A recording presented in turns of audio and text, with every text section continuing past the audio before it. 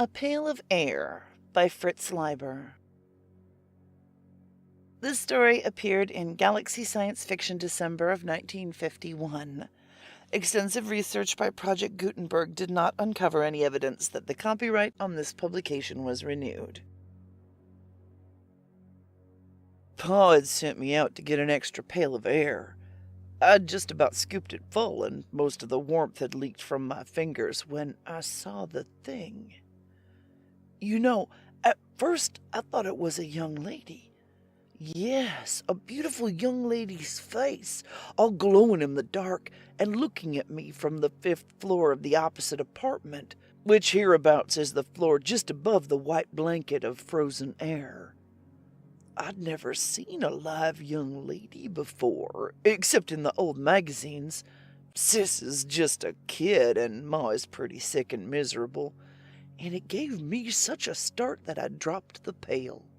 Who wouldn't, knowing everyone on Earth was dead except Pa and Ma and Sis and you? Even at that, I don't suppose I should have been surprised. We all see things now and then. Ma has some pretty bad ones, to judge from the way she bugs her eyes at nothing and just screams and huddles back against the blankets hanging around the nest. Pa says it is natural we should react like that sometimes. When I'd recovered the pail and could look again at the opposite apartment, I got an idea of what Ma might be feeling at those times. For I saw it wasn't a young lady at all, but simply a light. A tiny light that moved stealthily from window to window, just as if one of the cruel little stars had come down out of the airless sky to investigate why the Earth had gone away from the sun, and maybe to hunt down something to torment or terrify, now that the Earth didn't have the sun's protection. I tell you, the thought of it gave me the creeps. I just stood there shaking and almost froze my feet and did frost my helmet so solid on the inside that I couldn't have seen the light even if it had come out of one of the windows to get me. Then I had the wit to go back inside. Pretty soon I was feeling my familiar way through the 30 or so blankets and rugs Pa has got hung around to slow the escape of air from the nest, and I wasn't quite so scared. I began to hear the tick-ticking of the clocks in the nest, and I knew I was getting back into air, because there's no sound outside in the vacuum, of course. But my mind was still crawly and uneasy as I pushed through the last blankets. Pa's got them faced with aluminum foil to hold in the heat, and came into the nest. Let me tell you about the nest. It's low and snug, just room for the 4 of us and our things. The floor is covered with thick woolly rugs. 3 of the sides are blankets, and the blankets roofing it touch Pa's head. He tells me it's inside a much bigger room, but I've never seen the real walls or ceiling. Against one of the blanket walls is a big set of shelves with tools and books and other stuff, and on top of it a whole row of clocks. Pa's very fussy about keeping them wound. He says we must never forget time, and without a sun or moon, that would be easy to do. The 4th wall has blankets all over except around the fireplace, in which there is a fire that must never go out. It keeps us from freezing, and does a lot more besides. One of us must always watch it. Some of the clocks are alarm, and we can use them to remind us. In the early days, there was only Ma to take turns with Pa. I think of that when she gets difficult. But now there's me to help, and Sis, too. It's Pa who is the chief guardian of the fire, though. I always think of him that way. A tall man sitting cross-legged, frowning anxiously at the fire, his lined face golden in its light, and every so often carefully placing on it a piece of coal from the big heap beside it. Pa tells me there used to be guardians of the fire sometimes in the very old days, Vestal virgins, he calls them. Although there was unfrozen air all around then, and you didn't really need one. He was sitting just that way now, though he got up quick to take the pail from me and bawl me out for loitering. He'd spotted my frozen helmet right off. That roused Ma, and she joined in picking on me. She's always trying to get the load off her feelings, Pa explains. He shut her up pretty fast. Sis let off a couple of silly squeals, too. Pa handled the pail of air in a twist of cloth. Now that it was inside the nest, you could really feel its coldness. It just seemed to suck the heat out of everything. Even the flames cringed away from it as Pa put it down close by the fire. Yet it's that glimmery white stuff in the pail that keeps us alive. It slowly melts and vanishes and refreshes the nest and feeds the fire. The blankets keep it from escaping too fast. Pa'd like to seal the whole place, but he can't. Building's too earthquake twisted, and besides he has to leave the chimney open for smoke. Pa says air is tiny molecules that fly away like a flash if there isn't something to stop them. We have to watch sharp not to let the air run low. Pa always keeps a big reserve supply of it in buckets behind the first blankets, along with extra coal and cans of food and other things, such as pails of snow to melt for water. We have to go way down to the bottom floor for that stuff, which is a mean trip, and get it through a door to outside. You see, when the earth got cold, all the water in the air froze first and made a blanket 10 feet thick or so everywhere, and then down on top of that dropped the crystals of frozen air, making another white blanket 60 or 70 feet thick maybe. Of course, all the parts of the air didn't freeze and snow down at the same time. First to drop out was the carbon dioxide. When you're shoveling for water, you have to make sure you don't go too high and get any of that stuff mixed in, for it would put you to sleep, maybe for good, and make the fire go out. Next, there's the nitrogen, which doesn't count one way or t'other, though it's the biggest part of the blanket. On top of that, and easy to get at, which is lucky for us, there's the oxygen that keeps us alive. Pa says we live better than kings ever did, breathing pure oxygen, but we're used to it and don't notice. Finally, at the very top, there's a slick of liquid helium, which is funny stuff. All of these gases in neat separate layers, like a pussy cafe, Pa laughingly says, whatever that is. I was busting to tell them all about what I'd seen, and so as soon as I ducked out of my helmet, and while I was still climbing out of my suit, I cut loose. Right away, Ma got nervous and began making eyes at the entry slit in the blankets and wringing her hands together. The hand where she'd lost 3 fingers from frostbite inside the good one, as usual. I could tell that Pa was annoyed at me scaring her and wanted to explain it all away quickly, yet could see I wasn't fooling. "And you watched this light for some time, son?" he asked when I finished. I hadn't said anything about first thinking it was a young lady's face.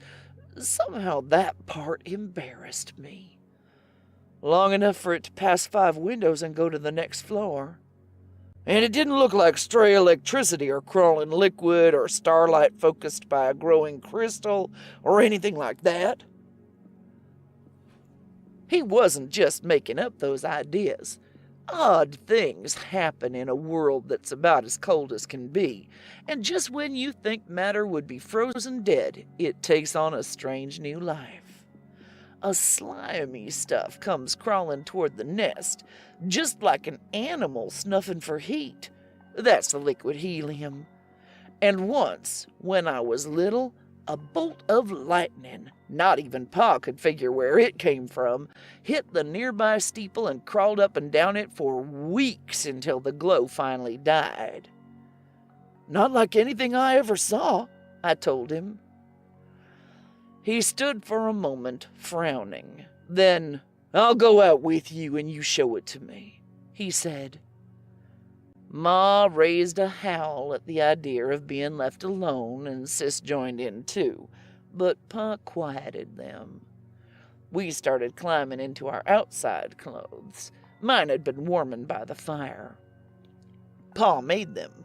They have plastic headpieces that were once big double-duty transparent food cans, but they keep heat and air in and can replace the air for a little while, long enough for our trips for water and coal and food and so on. Ma started moaning again. "I've always known there was something outside there waiting to get us. I've felt it for years.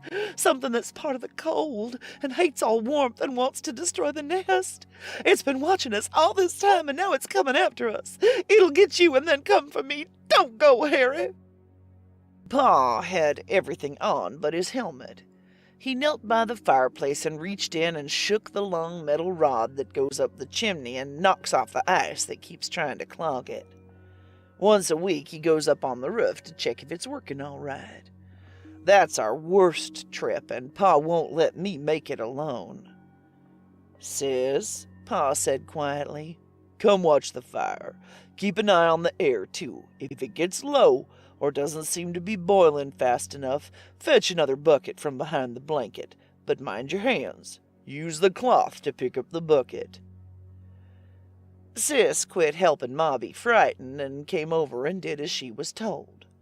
Ma quieted down pretty suddenly, though her eyes were still kind of wild as she watched Pa fix on his helmet tight and pick up a pail and the two of us go out. Pa led the way and I took hold of his belt. It's a funny thing. I'm not afraid to go by myself, but when Pa's along, I always want to hold on to him. Habit, I guess. And then there's no denying that this time I was a bit scared. You see, it's this way. We know that everything is dead out there. Pa heard the last radio voices fade away years ago and had seen some of the last folks die who weren't as lucky or well protected as us. So we knew that if there was something groping around out there, it couldn't be anything human or friendly. Besides that, there's a feeling that comes with always being night. Cold night.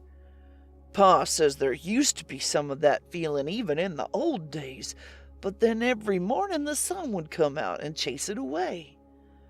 I have to take his word for that, not ever remembering the sun as being anything more than a big star. You see, I hadn't been born when the dark star snatched us away from the sun, and by now it's dragged us out beyond the orbit of the planet Pluto, Pa says, and taken us farther out all the time. I found myself wondering whether there mightn't be something on the dark star that wanted us, and if that was why it had captured the Earth. Just then we came to the end of the corridor, and I followed Pa out on the balcony. I don't know what the city looked like in the old days, but now it's beautiful. The starlight lets you see it pretty well. There's quite a bit of light in those steady points speckling the blackness above. Pa says the stars used to twinkle once, but that was because there was air.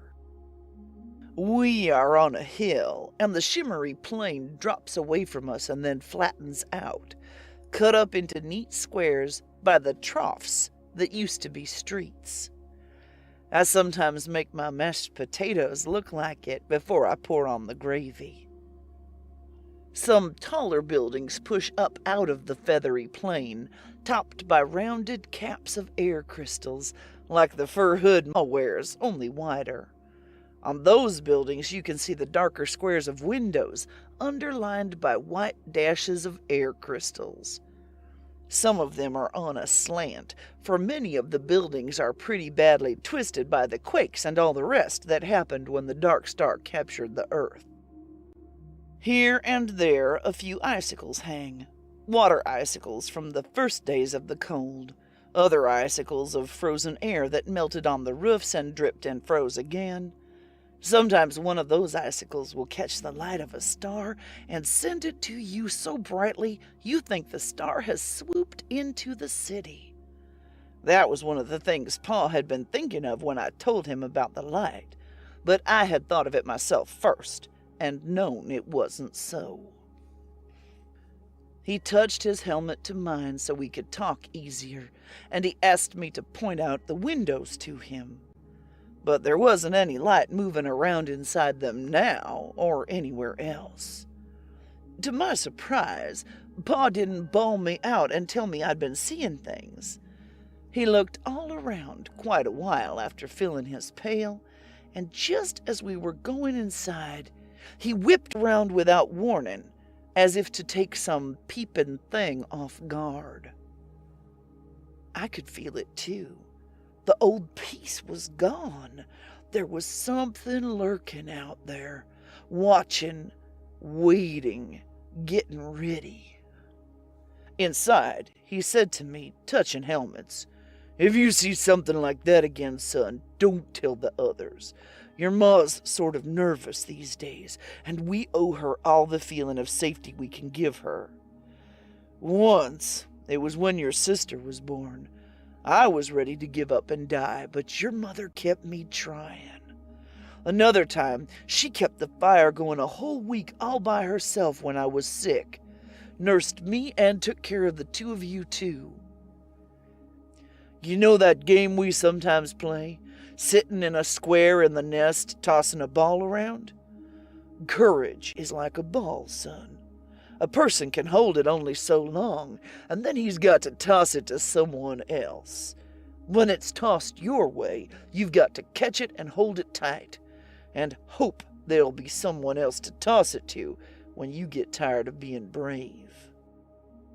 His talking to me that way made me feel grown up and good, but it didn't wipe away the thing outside from the back of my mind, or the fact that Pa took it seriously. It's hard to hide your feelings about such a thing. When we got back in the nest and took off our outside clothes, Pa laughed about it all and told them it was nothing and kidded me for having such an imagination. But his words fell flat. He didn't convince Ma and Sis any more than he did me. It looked for a minute like we were all fumbling the courage ball. Something had to be done, and almost before I knew what I was going to say, I heard myself asking Pa to tell us about the old days and how it all happened. He sometimes doesn't mind telling that story, and Sis and I sure like to listen to it, and he got my idea. So we were all settled around the fire in a wink, and Ma pushed up some cans to thaw for supper, and Pa began. Before he did, though, I noticed him casually get a hammer from the shelf and lay it down beside him. It was the same old story as always. I think I could recite the main thread of it in my sleep, though Pa always puts in a new detail or two and keeps improving it in spots. He told us how the earth had been swinging around the sun ever so steady and warm, and the people on it fixing to make money and wars and have a good time and get power and treat each other right or wrong, when without warning there comes charging out of space this dead star, this burned out sun, and upsets everything. You know, I find it hard to believe in the way those people felt, any more than I can believe in the swarming number of them. Imagine people getting ready for the horrible sort of war they were cooking up. Wanting it even, or at least wishing it were over so as to end their nervousness. As if all folks didn't have to hang together and pool every bit of warmth just to keep alive. And how can they have hoped to end danger any more than we can hope to end the cold? Sometimes I think Pa exaggerates and makes things out too black. He's cross with us once in a while and was probably cross with all those folks. Still, some of the things I read in the old magazines sound pretty wild. He may be right. The Dark Star, as Pa went on telling it, rushed in pretty fast, and there wasn't much time to get ready. At the beginning, they tried to keep it a secret from most people, but then the truth came out, what with the earthquakes and floods. Imagine oceans of unfrozen water, and people seeing stars blotted out by something on a clear night. First off, they thought it would hit the sun, and then they thought it would hit the earth. There was even the start of a rush to get to a place called China, because people thought the star would hit on the other side. But then they found it wasn't going to hit either side, but was going to come very close to the Earth. Most of the other planets were on the other side of the sun and didn't get involved. The sun and the newcomer fought over the Earth for a little while, pulling it this way and that, like two dogs growling over a bone. Pa described it this time. And then the newcomer won and carried us off. The sun got a consolation prize, though. At the last minute, he managed to hold on to the moon. That was the time of the monster earthquakes and floods, 20 times worse than anything before. It was also the time of the big jerk, as Pa calls it, when all Earth got yanked suddenly, just as Pa has done to me once or twice, grabbing me by the collar to do it when I've been sitting too far from the fire. You see, the Dark Star was going through space faster than the sun, and in the opposite direction, and it had to wrench the world considerably in order to take it away. The big jerk didn't last long. It was over as soon as the Earth was settled down in its new orbit around the Dark Star. But it was pretty terrible while it lasted. Pa says that all sorts of cliffs and buildings toppled, oceans slopped over, swamps and sandy deserts gave great sliding surges that buried nearby lands. Earth was almost jerked out of its atmosphere blanket, and the air got so thin in spots that people keeled over and fainted. Though, of course, at the same time, they were getting knocked down by the big jerk, and maybe their bones broke or skulls cracked. We've often asked Pa how people acted during that time, whether they were scared or brave or crazy or stunned or all four. But he's sort of leery of the subject, and he was again tonight. He says he was mostly too busy to notice. You see, Pa and some scientist friends of his had figured out part of what was going to happen. They'd known we'd get captured and our air would freeze, and they'd been working like mad to fix up a place with airtight walls and doors and insulation against the cold, and big supplies of food and fuel and water and bottled air. But the place got smashed in the last earthquakes, and all Pa's friends were killed then and in the big jerk.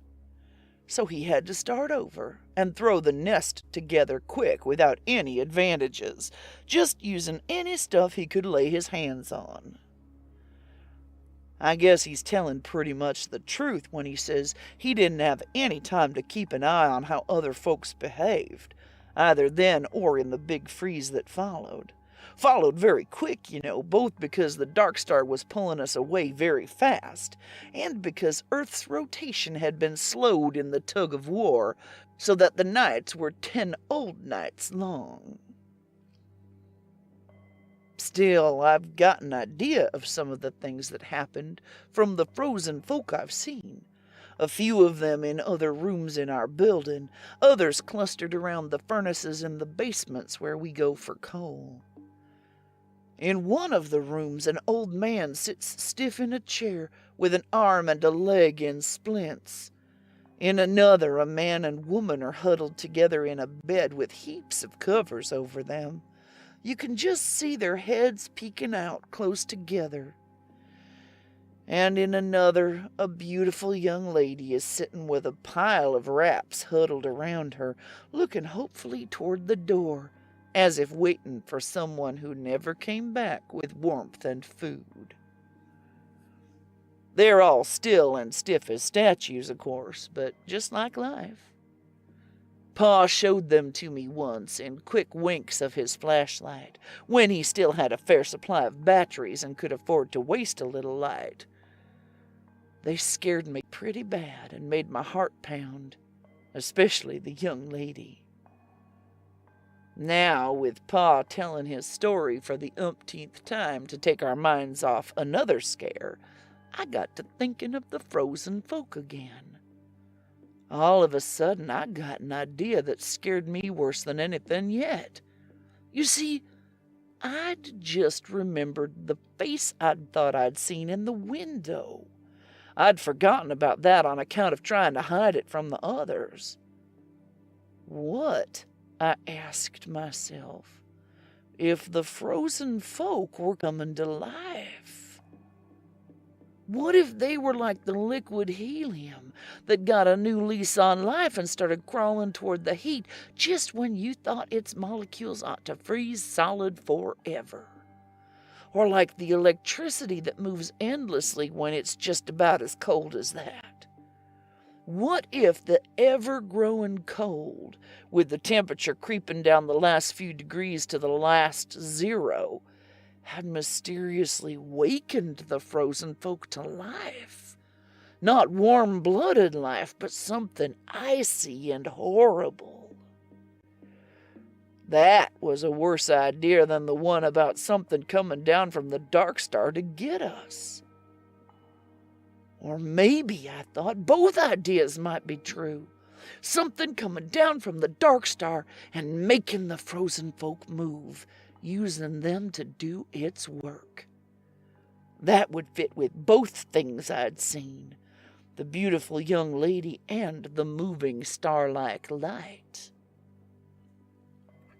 The frozen folks with minds from the dark star behind their unwinking eyes, creeping, crawling, snuffling their way, following the heat to the nest.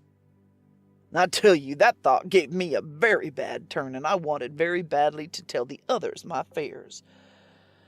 But I remembered what Pa had said and clenched my teeth and didn't speak. We were all sitting very still. Even the fire was burning silently. There was just the sound of Pa's voice and the clocks. And then, from beyond the blankets, I thought I heard a tiny noise. My skin tightened all over me. Pa was telling about the early years in the nest and had come to the place where he philosophizes. So I asked myself then, he said, what's the use of going on? What's the use of dragging it out for a few years? Why prolong a doomed existence of hard work and cold and loneliness? The human race is done. The earth is done. Why not give up, I asked myself. And all of a sudden I got the answer. Again I heard the noise, louder this time, a kind of uncertain, shuffling tread coming closer. I couldn't breathe. Life's always been a business of working hard and fighting the cold, Pa was saying. The Earth's always been a lonely place, millions of miles from the next planet, and no matter how long the human race might have lived, the end would have come some night. Those things don't matter. What matters is that life is good. It has a lovely texture like some rich cloth or fur or the petals of flowers. You've seen pictures of those, but I can't describe how they feel, or the fire's glow. It makes everything else worthwhile. And that's as true for the last man as the first. And still the steps kept shuffling closer. It seemed to me that the inmost blanket trembled and bulged a little. Just as if they were burned into my imagination, I kept seeing those peering, frozen eyes.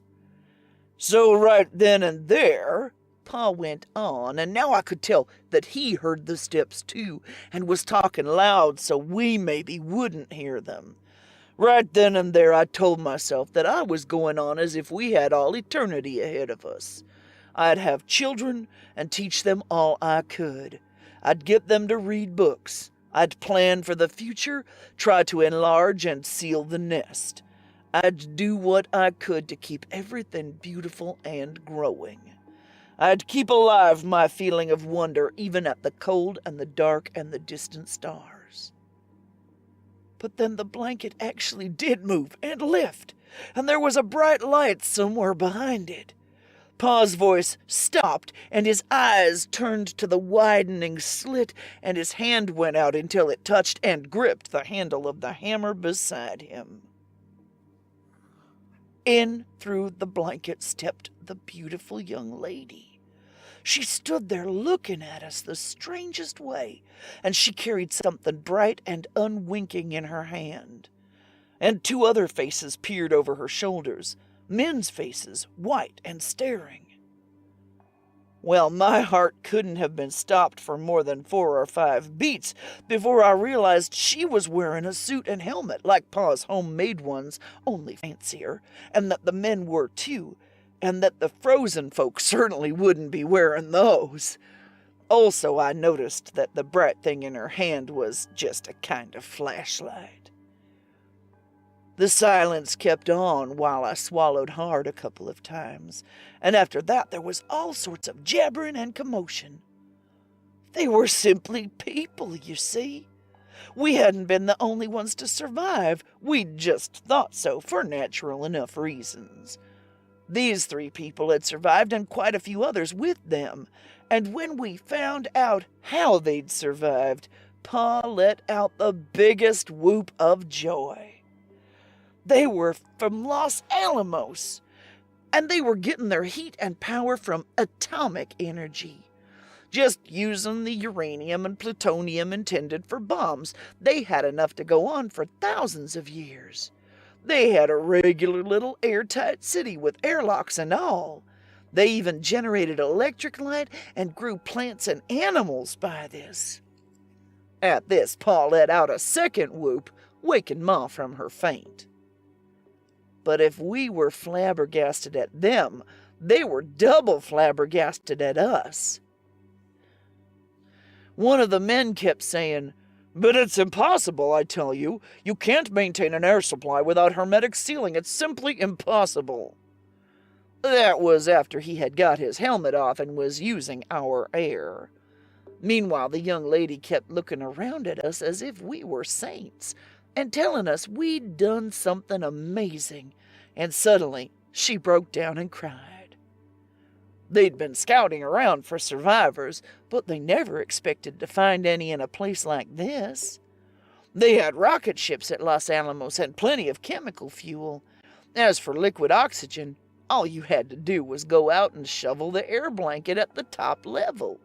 So after they'd got things going smoothly at Los Alamos, which had taken years, they'd decided to make some trips to likely places where there might be other survivors.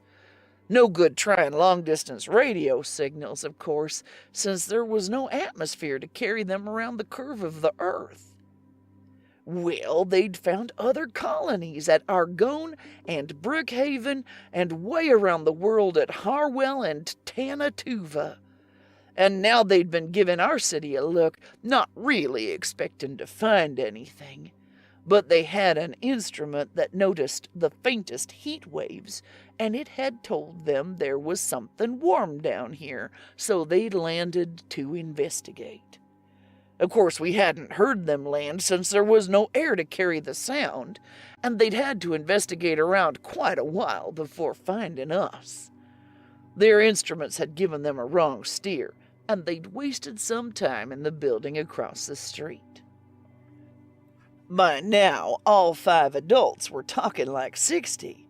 Pa was demonstrating to the men how he worked the fire and got rid of the ice in the chimney and all that.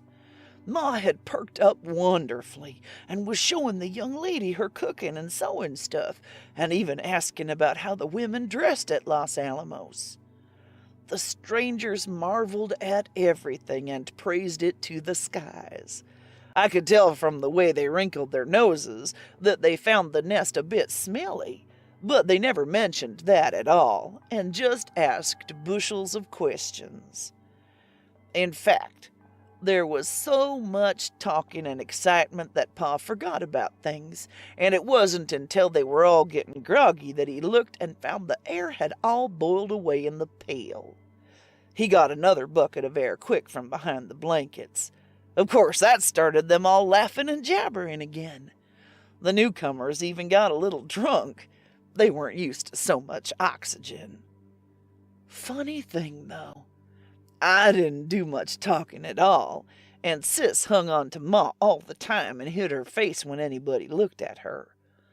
I felt pretty uncomfortable and disturbed myself, even about the young lady. Glimpsing her outside there, I'd had all sorts of mushy thoughts, but now I was just embarrassed and scared of her, even though she tried to be nice as anything to me. I sort of wished they'd all quit crowding the nest and let us be alone and get our feelings straightened out. And when the newcomers began to talk about our all going to Los Alamos as if that were taken for granted, I could see that something of the same feeling struck Pa and Ma, too. Pa got very silent all of a sudden, and Ma kept telling the young lady, "But I wouldn't know how to act there, and I haven't any clothes." The strangers were puzzled like anything at first, but then they got the idea.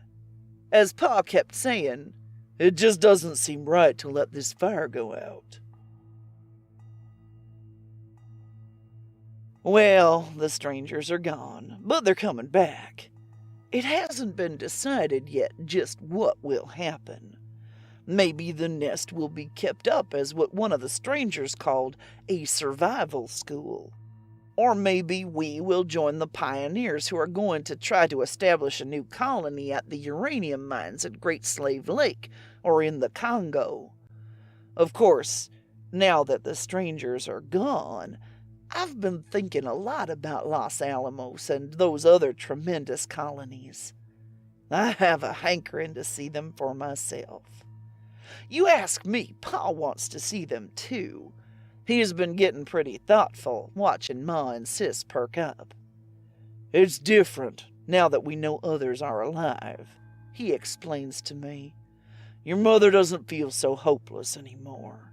Neither do I, for that matter, not having to carry the whole responsibility for keeping the human race going, so to speak. It scares a person." I looked around at the blanket walls and the fire and the pails of air boiling away, and Ma and Sis sleeping in the warmth and the flickering light. "It's not going to be easy to leave the nest," I said, wanting to cry, kind of. "It's so small, and there's just the 4 of us. I get scared at the idea of big places and a lot of strangers." He nodded and put another piece of coal on the fire. Then he looked at the little pile and grinned suddenly and put a couple of handfuls on, just as if it was one of our birthdays or Christmas. "You'll quickly get over that feeling, son," he said. "The trouble with the world was that it kept getting smaller and smaller, till it ended with just the nest. Now it'll be good to have a real huge world again, the way it was in the beginning." I guess he's right. You think the beautiful young lady will wait for me till I grow up? I'll be 20 in only 10 years.